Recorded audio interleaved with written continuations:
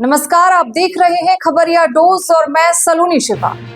हजारीबाग की धरती से एक ऐसी खबर सामने आई है जिसने पूरे जेल सिस्टम पर बड़ा सवाल खड़ा कर दिया है। सवाल ये नहीं है कि कैदी भागे कैसे, सवाल ये है कि क्या उन्हें भागने दिया गया।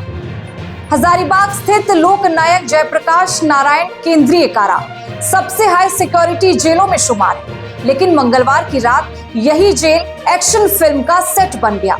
रात करीब 1:30 से 2:30 बजे के बीच 3 सजा काट रहे कैदी, वो भी पोक्सो जैसे संगीन अपराधों में दोषी, 21 फीट ऊंची दीवार फांदकर फरार हो गए। आपको बता दें कि तीनों पोक्सो जैसे संगीन मामलों में सजा काट रही थी। देवा भुइयां, जितेंद्र रवानी और राहुल पंजवार। किसी को उम्र कैद मिली थी, किसी को 22 साल और किसी को 20 साल की सजा। ऐसे अपराधी जिन पर सबसे कड़ी निगरानी होनी चाहिए थी, वही जेल से फरार हो गए। अब जरा तरीका समझिए। तीनों ने अपने वार्ड के बाथरूम की खिड़की का रॉड काटा, चादरों को बांधकर रस्सी बनाई, लकड़ी और लोहे के हुक की मदद से बिजली की फेसिंग तक पहुंचे। वहां बिजली का एक फेज काटा और 21 फीट ऊंची दीवार पार कर दी। आपको बता दें कि ये सब उस जगह हुआ जहां दोनों तरफ पुलिस की गुमटियां थी, चारों ओर तेज रोशनी, 360 डिग्री कैमरे लगे थे। जेल की सुरक्षा जैप-7 के जवानों के जिम्मे थी, फिर भी किसी ने कुछ नहीं देखा, कुछ नहीं सुना। सबसे बड़ा सवाल यही है कि इतना सारा सामान कैदियों के पास आया कहां से? लोहे का हुक, तार काटने के औजार और लकड़ी, क्या ये सब हवा से टपक गए? जिस रास्ते ये कैदी फरार हुए वो खुला इलाका है, सड़क बिल्कुल पास है, मतलब भागने का रास्ता पहले से तय था।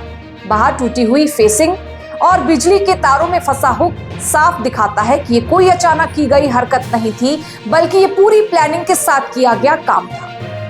सुबह 7 बजे जब जेल में कैदियों की गिनती शुरू हुई, तब जाकर सच्चाई सामने आई।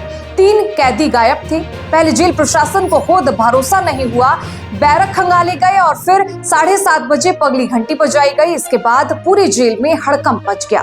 डीसी पहुंचे, एसपी पहुंचे, रांची से जेल आईजी और एआईजी पहुंचे। ड्रोन उड़ाया गया, कैमरे खंगाले गए, जवानों से घंटों पूछताछ हुई और कार्रवाई की बात भी कही जा रही है। लेकिन सबसे बड़ा सवाल अब भी जिंदा है कि जब 5 दिन पहले खुद डीजीपी ने इस जेल का निरीक्षण किया था, तो इतनी बड़ी चूक कैसे हो गई? क्या बिजली जानबूझकर बंद कर दी गई या फिर अंदर से किसी ने मदद की? और अब सबसे बड़ा सवाल, इस जेल में नक्सली भी बंद है, बड़े अपराधी भी बंद है। अगर आज 3 पोक्सो दोषी निकल सकते हैं तो कल कोई और क्यों नहीं?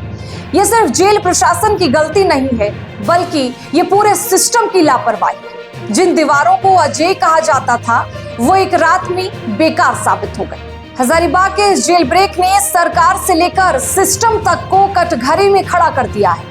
अब देखना यह होगा कि ये मामला हमेशा की तरह यूं ही फाइलों में दबेगा या फिर सच में किसी पर गाज गिरेगी, क्योंकि सवाल बहुत बड़ा है और जवाब देना अब सिस्टम की जिम्मेदारी है।